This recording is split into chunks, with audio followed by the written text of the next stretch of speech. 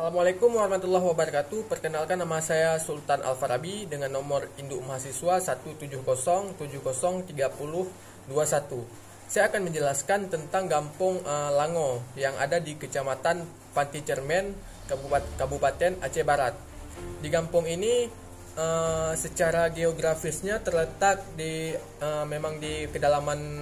Kampung ini potensinya adalah lebih kepada pertanian dan perkebunan. Jadi masyarakatnya itu lebih suka menanam seperti sawit, seperti padi, seperti seperti kakao, buah coklat. Kemudian selanjutnya adalah cabai dan hasil-hasil perkebunan lainnya. Walaupun di samping itu masyarakat di Kampung Lango ini ataupun di Kecamatan Panti Cermen ini lebih suka selain lebih suka berkebun, mereka juga ada yang berdagang untuk menyambung kehidupannya. Kemudian adalah dengan lokasi yang memang bisa dibilang di pedalaman ini, kampung ini juga terkenal sering mengalami banjir karena dia berada di antara perbukitan. Jadi ketika hujan itu kampung ini sering mengalami banjir. Kemudian adalah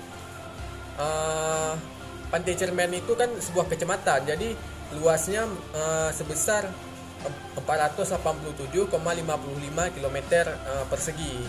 Kemudian dari keseluruhan itu dia bisa kalau dalam persen merupakan 16,74% dari seluruh kabupaten dari seluruh luas wilayah di Aceh Barat. Dan ini merupakan data dari BPS Aceh Barat pada tahun 2017 silam. Kemudian Kecamatan Panti Cermen ini memiliki 25 desa, dan kebetulan saya juga kemarin itu ke kebun masyarakat yang ada di Desa Lango. Jadi dari 25 desa ini saya mengunjungi satu desa, yaitu Desa Lango. Kenapa Desa Lango?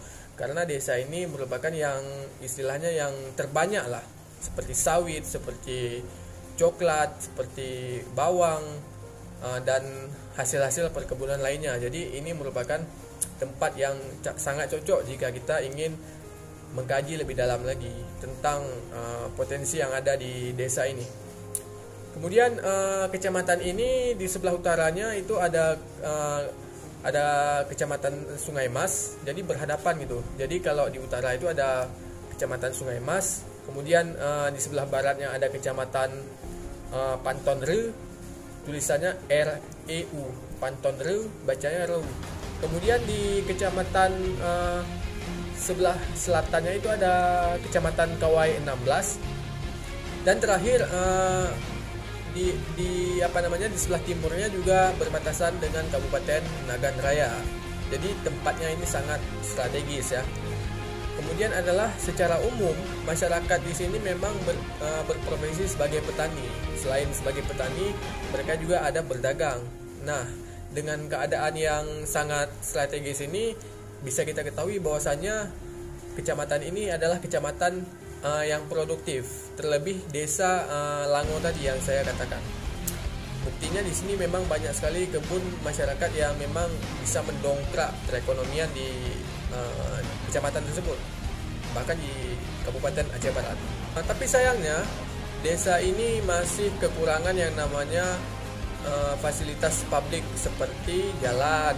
Jadi pada tahun ini jalan seperti ring road itu sudah mulai dibangun untuk mempercepat pertumbuhan ekonomi. Karena kalau kita lihat memang potensi di sini memang sangat menggiurkan ya. Oleh karena itu jalan cepat ataupun ring road ini sudah mulai dibangun untuk lebih memudahkan masyarakat dalam dalam menjual hasil-hasil pertanian ataupun perkebunan mereka. Mungkin itu saja sekilas dari kecamatan ataupun Kampung Lango ini. Kita akan masuk ke ke perkebunan warga ya.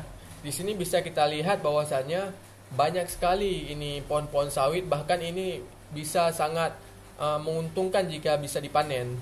Dan sayangnya jika hama menyerang itu bagaimana ya kan? Itu kan menjadi permasalahannya. Selain di kebun sawit ini, kami juga mengunjungi pohon ataupun kebun coklat yang memang berpapasan langsung dengan kebun sawit. Jadi ini adalah salah satu kebun warga yang dimanfaatkan sebagai tempat pencaharian ya, tempat ataupun mata pencaharian mereka sehari-hari. Kemudian jika kita melihat bahwasanya pohon sawit ataupun pohon coklat ini memang hamanya itu memang sangat-sangat bandel, dan juga hamanya itu hampir-hampir mirip seperti ulat ya, dan itu merupakan salah satu hama yang bisa dibilang itu secara umum memang suka menyerang kedua tumbuhan ini, antara pohon sawit dan juga pohon coklat ataupun yang disebut sebagai kakao. Jika kita melihat letak geografis dan juga potensi di kampung ini, memang coklat dan sawit itu merupakan komoditas unggulan ya, yang ada di Kecamatan Pantai Cermen ataupun Aceh Barat. Karena kebanyakan masyarakat ini yaitu mereka membudidayakan sawit dan juga coklat. Ya, kalau kita bilang hamanya itu, kita mulai dari buah kakao ya. Hamanya itu ada penggerek buah kakao ya. Nama latinnya itu Conomorpha cramerella. Kemudian adalah yang kedua, itu nama hama di kakao itu adalah kepik penisap buah ataupun nama latinnya Helopeltis sp. Selanjutnya yang ketiga itu adalah penyakit busuk buah ataupun Phytophthora palmivora. Kemudian selanjutnya ada penyakit pembuluh kayu yang biasanya menyerang pada pembuluh kayu yang menyebabkan kayu itu perlahan-lahan akan membusuk ya. Ataupun nama latin dari penyakit pembuluh kayu ini Onchobasidium theobrome.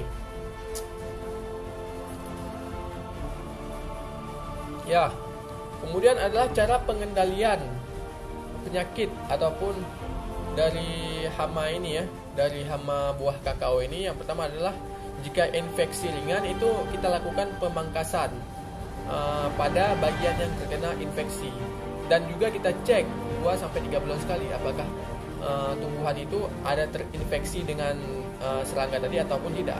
Jangan dibiarkan karena itu bisa menjalar ke seluruh tumbuh-tumbuhan.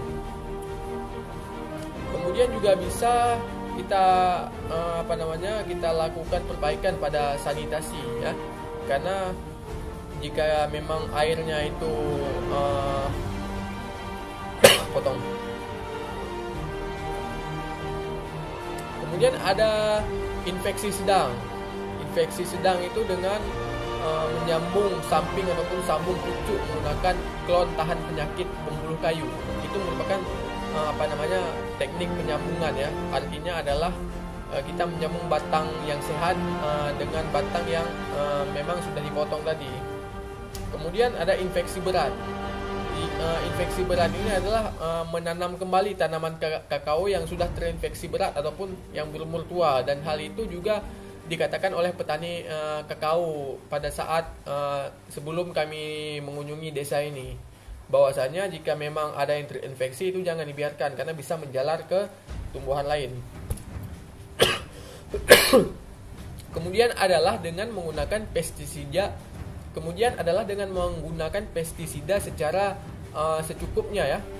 Ataupun tujuan utama yaitu dengan mengurangi ketergantungan dengan pestisida. Jadi ketika hamanya sudah hilang, jadi kita jangan memaksakan untuk menyemprot ataupun menggunakan pestisida ini, karena juga pestisida adalah bahan kimia yang tidak baik jika digunakan berlebihan. Jadi pestisida ini ada dosis yang sesuai yang bisa digunakan, dan itu sangat tepat jika kita membasmi hama. Kemudian adalah bagaimana cara kita mengendalikan hama selain dengan pestisida. Yang pertama adalah dengan cara manual. Misalnya ada ulat kilan namanya, ataupun nama latinnya Hyposidra talaca. Dengan cara kita mencari ulat ini dan juga membunuhnya satu persatu agar tidak berkembang biak ke batang ataupun ke tumbuhan yang lainnya. Yang kemudian adalah ulat jaran ataupun ulat yang memang memiliki bulu ya, banyak sekali bulunya. Namanya ulat jaran dengan nama latin Desikira inclusa.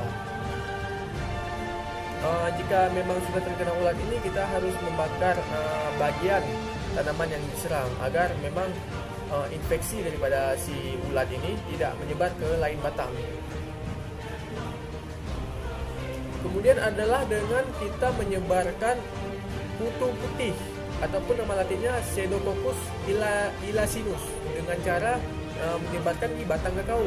Karena jika kutu ini dilepaskan di pohon kakao, maka infeksi daripada kutu ini akan mengenai musuh kakao itu sendiri dan akan menyebabkan infeksi, dan juga musuh itu akan mati secara alami. Ya, mungkin itu saja. Itu merupakan solusi daripada, jika kita bilang solusi dari para petani, biasanya petani itu memelihara seperti burung ya, seperti burung di perkebunan itu agar memakan seperti ulat ataupun seperti hama-hama yang lain, dan juga menggunakan pestisida ya. Kalau memang pengendalian menurut saya secara pengendalian hayati ya tadi seperti yang saya sebutkan tadi, yaitu dengan membakar bagian batang yang sudah terinfeksi, kemudian adalah dengan membunuh ulat yang memang ada di batang kakao, ataupun dengan cara menyebarkan hama alami ya, hama alami yang bisa menginfeksi musuh daripada kakao itu sendiri. Dan kemudian adalah menggunakan pestisida juga bisa. Dan selanjutnya adalah dengan memusnahkan batang kakao yang memang sudah terinfeksi yang parah ini, agar tidak menyebar ke batang yang lainnya. Mungkin itu saja untuk batang kakao ya. Kalau memang sawit itu sendiri ya, kita memang hampir-hampir sama ya, dengan cara ya tadi, misalnya di sawit ada ulat api. Ulat api ini memang sering menyerang buah sawit sehingga gagal panen. Dan cara pencegahannya ya juga sama dengan melepaskan burung ya, ataupun musuh alami yang memang bisa menekan angka pertumbuhan daripada hama itu sendiri, dan sehingga hasil produksi daripada pertanian sawit ini bisa meningkat.